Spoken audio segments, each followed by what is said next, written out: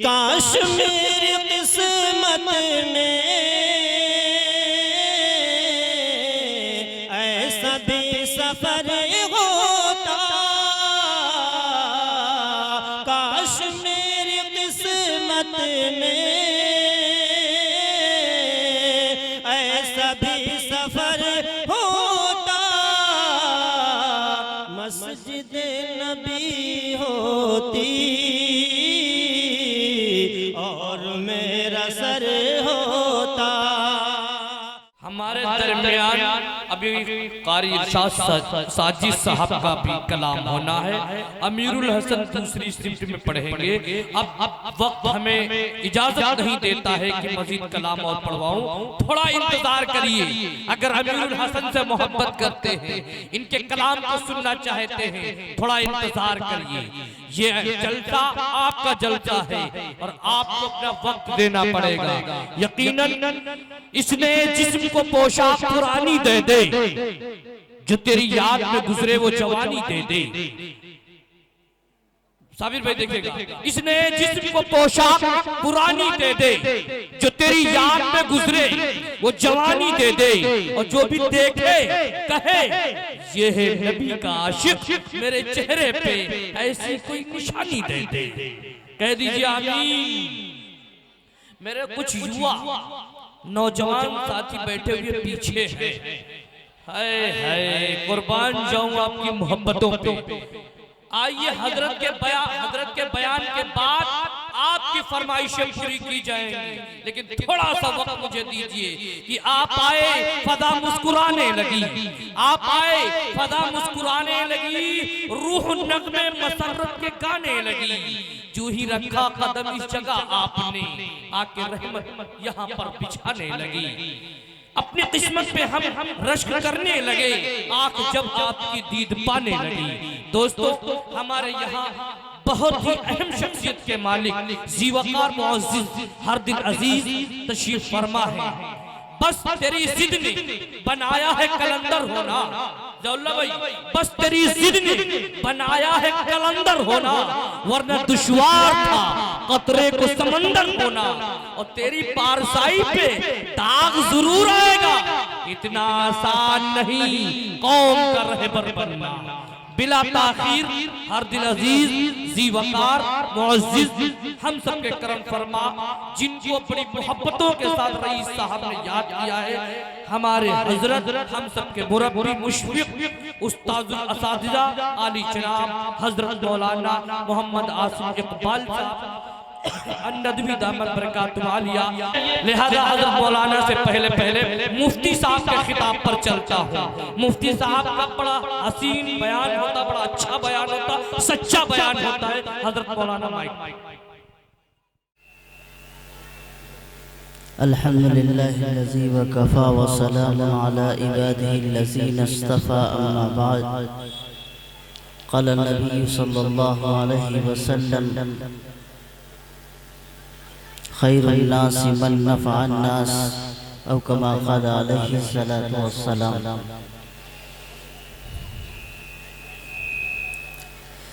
हज़रात गिरामी,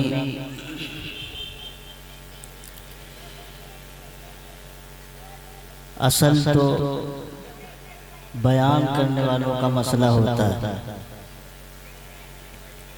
हम लोगों के लिए वक्त का तायुन भी होता है, तो इसलिए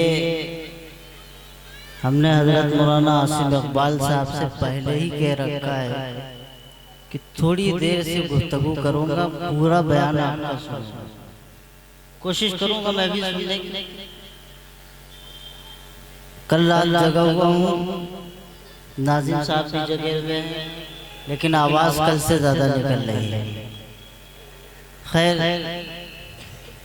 ये आपके मदरसे का प्रोग्राम है और यहाँ जो बच्चे पढ़ने आते हैं अक्सर वो बच्चे हैं जो किसी कॉलेज या किसी स्कूल से वाबस्ता। शुरू में मैंने ये वक्त इसलिए लिया ताकि आपको ये बता दूं कि जमीयत उलमा जो हमारी सबसे बड़ी तंजीम है, उसके तहत कुछ निज़ाम चलाया जाता है कि 1 घंटे के अंदर बच्चा हमारा दीन कैसे हासिल करे, क्योंकि उस स्कूल के अंदर जाने के बाद जाहिर है कि वक्त का निकलना बड़ा मुश्किल होता है, और जब तक हमारे बच्चों हमारी नस्लों में दीन नहीं आएगा उस वक्त तक हमारा बच्चा किसी एतबार से कामयाब नहीं हो सकता। हमारे अकाबरीन ने वक्त और हालात को देखा कि मदारिस से बहुत कम तादाद में बच्चे मदारिस से वाबस्ता हैं जो दीन का इल्म हासिल कर रहे हैं, वरना अक्सरियत का ताल्लुक स्कूल और कॉलेज से है, और न उनके घर में दीनी माहौल है, न उनके समाज में कोई ऐसा मसला है, न दीन की अहमियत है, न ईमान की कोई कैफियत है। तो ऐसे लोगों को किस तरीके से दीन के करीब किया जाए ताकि हमारी नस्लें अगर वो पढ़ भी जाएं तो अपने ईमान और अपने दीन का सौदा न करें। उसके लिए 5 साल का निसाब बनाया गया। अल्हम्दुलिल्लाह हाफिजी दीनी तालीमी बोर्ड जो जमीयत उलमा का एक बड़ा इदारा है, उसके आपके तंबोर इलाके के जनरल सेक्रेटरी भी हैं और खुद मकतब भी चला रहे हैं, वहाँ का पूरा निज़ाम चल रहा है। अभी मुकम्मल तरीके से मैं नहीं कह सकता कि मुकम्मल तरीके से, क्योंकि इसमें ड्रेस भी है और तमाम सारी चीजें हैं। उम्मीद ये है कि इंशाअल्लाह आइंदा साल पूरे आप लुक के साथ उसी अंदाज में पाएंगे जिस तरह जमीयत उलमा अपना निज़ाम चलाती है। अलबत्ता निसाब जरूर चल रहा है। तो मेरे भाई और बुजुर्गों दोस्तों, असल मसला क्या है? देखिए, हम और आप दुनिया में देख रहे हैं और अपनी आंखें खोल के देख रहे हैं, हर सोसाइटी, हर समाज, हत्ता कि हर बाप अपनी औलाद को तो इस बात की फिक्र करता है कि हमारी औलाद किस तरीके से पैसे कमाए। उसके लिए आला से आला तालीम भी दिलाई जाती है ताकि हमारा बच्चा जब पढ़ के निकले, इंजीनियर बने तो अच्छा पैसा कमाने वाला हो, अच्छी दौलत कमाने वाला हो, अच्छी तनख्वाह हो, उसका बंगला हो, बेहतरीन गाड़ी हो, पूरा सिस्टम होता है। हर आदमी अपनी औलाद पर, इस बुनियाद पर खर्चा कर रहा है कि हमारा बच्चा सिर्फ पैसा पैदा करे। लेकिन मेरे अजीजों और बुजुर्गों दोस्तों, पैसा कमाना बुरा नहीं है, पैसा कमाना बुरा नहीं है, पैसे को सही इस्तेमाल करना ये सबसे बुनियादी चीज है। और उसकी वजह ये मैं बतला रहा हूँ मेरे भाई, अगर आपने अपनी औलाद को सिर्फ पैसा कमाने की मशीन बना दी तो तुम्हारी कब्र पर ये फातिहा तक नहीं पढ़ सकते, तुम्हारी कब्र पर जा करके एक जुमला भी नहीं पढ़ सकते, तुम्हारी कब्र पर जा करके तुम्हारे मरने के बाद एक जुमला और एक आयत करीमा नहीं पढ़ सकते। इसलिए मैं कहता हूँ अल्लाह के बंदो, अगर हमारा बच्चा इंजीनियर हो, डॉक्टर हो, बेहतरीन तालीम याफ्ता हो, तो मेरे अजीजों उसके दिलो दिमाग में मेरे पैगंबर जनाब मोहम्मद रसूलुल्लाह की मोहब्बत हो, शरीयत उसके जिस्म और उसके मिजाज में गालिब हो, और उसके आप के अंदर ये बात हो कि हम मुसलमान हैं, हम सच्चे मुसलमान हैं, उसके दिलो दिमाग में शक और शुबा न हो। इसलिए मेरे अजीजों, मैंने हदीस पाक पढ़ी थी, लोगों में सबसे बेहतर वो शख्स है जो लोगों को नफा पहुंचाए। मेरे भाई, हम डॉक्टर बन सकते हैं, इंजीनियर बन सकते हैं, हम बड़ी सी बड़ी डिग्रियां हासिल करके आला तरीन मकाम हासिल कर सकते हैं। अगर इंसान न बने तो कितना ही बड़ा डॉक्टर हो, वो तुम्हारे मुर्दों को और तुम्हारे बीमार लोगों को जिनके जिस्म से जान निकल चुकी होगी, तब भी वो मशीन रख करके वो तुमसे पैसे पर पैसे कमाएंगे, क्योंकि उनके अंदर इंसानियत नहीं है, और इंसानियत अल्लाह के दीन। तुम कुछ भी पढ़ा दो, आला तरीन डिग्री दिला दो, अगर उनके दिलो दिमाग में मेरे पैगंबर जनाब मोहम्मदुर रसूलुल्लाह की शरीयत नहीं है तो उनके दिल रहम नहीं आ सकता, उनके दिल के अंदर तकवा नहीं आ सकता, उनके दिल में खौफ नहीं आ सकता।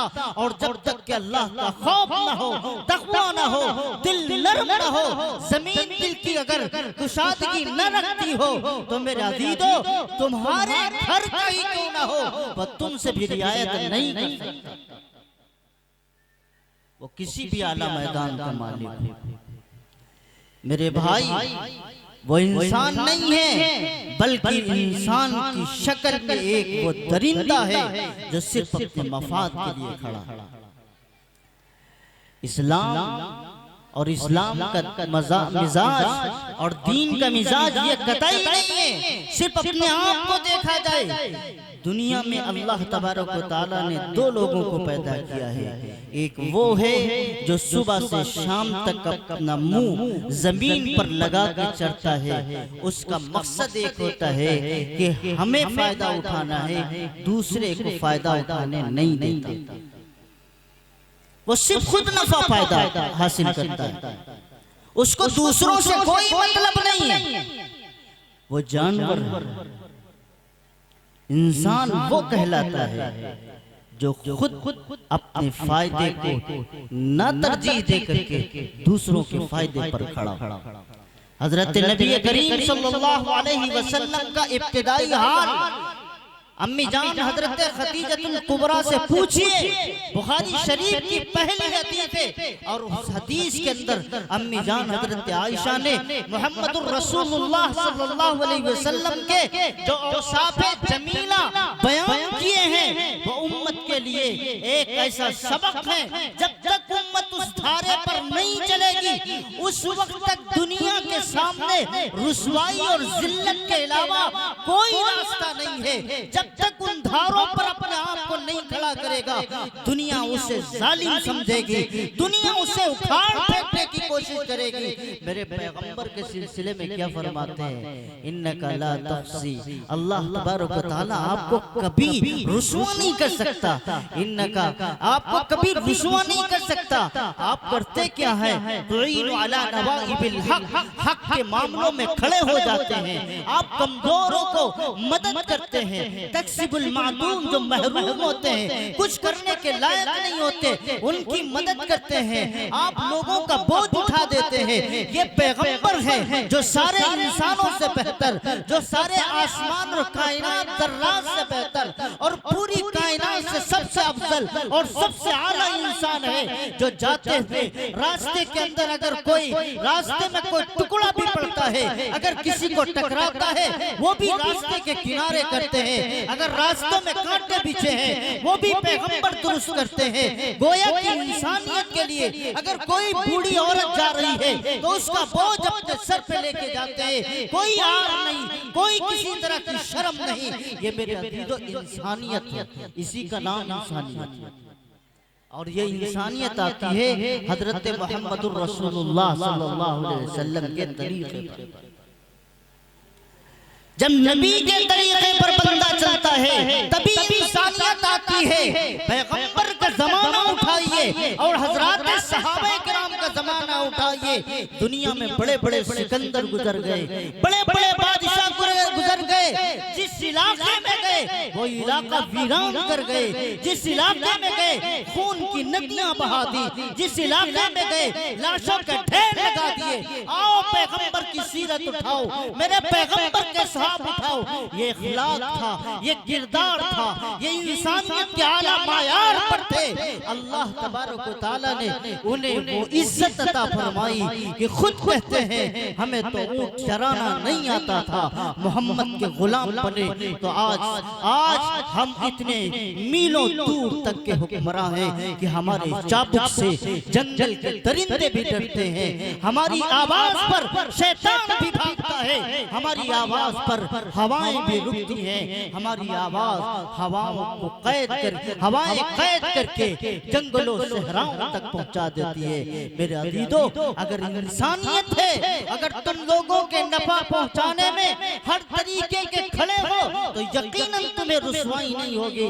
और दुनिया का मिजाज और फितरत है, जो पेड़ साया देता है उसे भी बाकी रखा जाता है, जो फल देता है उसे भी बाकी रखा जाता है। जो न फल दे न साया दे उसे काट करके राख के हवाले कर दिया जाए। मैं आपको ये तवज्जो दिलाता हूँ, दुनिया की सारी डिग्रियां हासिल कर जाने के बाद अगर पैगंबराना मिजाज हमारा न हो सका, दीनी मिजाज न हो सका, हम किसी जमाने में, किसी शहर में, किसी मुल्क में, किसी जगह पर कामयाब नहीं हो सकते। मरने के बाद तुम्हें कहने वाले गालियां देंगे कि इसका काम तो ही था लोगों को ठगना, इसका काम ही था लाश रख करके पैसे वसूल करना, इसका काम ही था हेरे फेरे के साथ अपने इंच को नाप करके पैसे लेना, इसका काम ही था गलत तरीके से पैसे इस्तेमाल करना। डिग्रियां हासिल करो लेकिन पैगंबराना इखलाक के साथ। जब पैगंबराना इखलाक होगा तो दुनिया तुम्हें झुककर सलाम करेगी, तब दुनिया तुम्हें झुककर सलाम करेगी। दुनिया तुम्हारे कदमों में है। आज तुम्हारे खिलाफ दुनिया में माहौल बदल चुका है। गलियां कोने कोने मुल्क के हर एक शहर में मुखालिफत की हवा चल रही है, लेकिन हम तो कान में उंगली डाले बैठे हैं। आओ ये दौर है उस पैगंबर के जमाने का, और मेरे आका हजरत मोहम्मद रसूलुल्लाह की मक्की जिंदगी का थोड़ा सा मुताला करें, समझ में आएगा। आप पर तो अभी ऊंट की ओझली नहीं रखी गई, आप पर तो अभी पत्थर नहीं बरसाए गए, आपको तो अभी जख्मी नहीं किया गया, आपके ऊपर तो तीरों तलवार और तमाम तरह की बारिशें नहीं हुई। इक्का दुक्का मुल्क में वाक़ियात हो जाते हैं, मीडिया उसको तो करना ही नहीं ताकि मुसलमान दहशत में आए, ताकि मुसलमान का दिलो दिमाग गुलामी की तरफ जाए, वो शिकस्त पर शिकस्त खा जाए, उसके हौसले पस्त हो जाए। लेकिन याद रखिएगा मेरे अजीजों, हमें डर किस बात का है, खौफ किस बात का है? हमारे सामने तो जनाब मोहम्मद रसूलुल्लाह की मक्की जिंदगी भी है, मदनी जिंदगी भी है। मेरे नबी सजदे की हालत में है, आप पर ऊंट की ओझड़ी रखी जाती है। मेरे पैगंबर के गर्दन में तो मेरे अजीजों क्या क्या नहीं किया गया, कपड़े डाले गए और खींचा गया, आपका दम घुटने लगा। हजरत बिलाल हबशी को तपती हुई रेत पर लिटाया गया, क्या नहीं किया गया? जुनेरा की आंखें नहीं निकाली गई, बिलाल हबशी को सजाएं नहीं दी गई, नहीं दी गई। पूरी तारीख गवाह है, उठाओ मेरे अजीजों। लेकिन ये किरदार के वो बुलंद तरीन थे, ये हजरत मोहम्मद रसूलुल्लाह सल्लल्लाहु अलैहि वसल्लम के तालीमात के दिलदादा थे कि मेरे पैगंबर के ऐसी गुलामी इख्तियार की अल्लाह ने इन्हें सरदार बनाया। वही लोग जो कल को गालियां देते थे मोहम्मद के दर पे आके गुलाम बन रहे, वही लोग जो गुलाम मुस्तफा को तरह तरह की इज़ाएं देते थे, मेरे पैगंबर के पास आए, इंसानों के इंसान बन गए, आला तरीन इंसान बन गए। इसलिए मेरे भाई, दुनिया के किसी कोने में अपने बच्चे को तालीम दिला देना, लेकिन उससे पहले अपने बच्चे को हजरत मोहम्मद रसूलुल्लाह सल्लल्लाहु अलैहि वसल्लम का इंसानी किरदार दे देना। देखिएगा अगर ये बच्चा इंसानी किरदार के साथ, पैगंबराना औसाफ के साथ, मेरे पैगंबर की शरीयत और सुन्नत के साथ खड़ा होगा, जिस गली में जाएगा उस गली का कोई भी इंसान हो बगैर इज्जत इकराम के नहीं रह सकता। इसलिए मेरे अजीजों, हमारी जिम्मेदारी है आने वाली नस्ल को इसी मायार पर खड़ा उतरने की, ताकि वो मुसलमानों के भी लिए नफा बख्श हो, और जब गैरों में जाए तो ऐसा इखलाक पेश करे जो उनकी इंसानियत की रग को उखाड़ दे, जो उनकी इंसानियत के पूरे सारे मसाइल को हल कर दे, जो दुनिया के कोने कोने में ये हर एक सिंह कहने पे मजबूर हो जाए जाए। अगर हम जिंदा हैं तो मुसलमानों के बदौलत जिंदा हैं, अगर हम जिंदा हैं तो इस्लाम की खूबियों के बदौलत जिंदा हैं। जिस दिन ये किरदार आप पैदा कर देंगे, ये जो नफरत का माहौल फैलाया जा रहा है, इंशाअल्लाह वो नफरत का माहौल खत्म हो जाएगा। और जो माहौल तुम्हारे घरों में लाके ठोसा जा रहा है, ताकि तुम्हारी नई नस्ल ताला तालीम याफ्ता तो हो, लेकिन उसके दिल में ईमान ना हो, उसके दिल में दीन ना हो, मोहम्मदुर रसूलुल्लाह का तरीका ना हो। इन मक्तबों में अगर आपने अपनी 5 साल तक इन बच्चों और बच्चियों को पढ़ा दिया, मैं दावा नहीं कर सकता, लेकिन ये यकीन से कह सकता हूँ, ये दुनिया के किसी कोने में चले जाएं, इनके ईमान का कोई सौदा नहीं कर सकता। इसलिए एक निजाम बनाया गया है।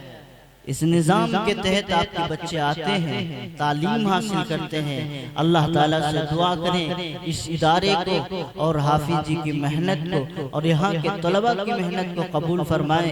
आमीन। व आखिर दावाना अल्हम्दुलिल्लाहि रब्बिल आलमीन।